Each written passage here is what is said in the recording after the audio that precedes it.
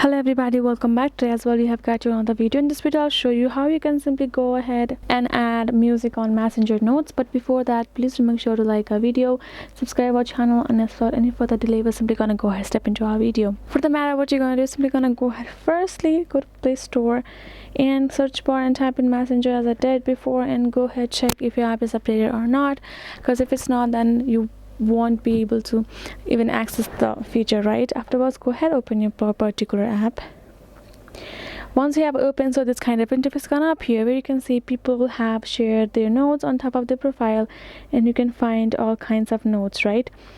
So for instance, when we go to our Instagram and we tap on our notes, just like we'll do over here, we can find this little music icon below our profile, which we even if we tap, we'll be able to get access to lots of music, and we can search in whatever music we want to share, and we will just tap on share just like we do with the text, and we will be.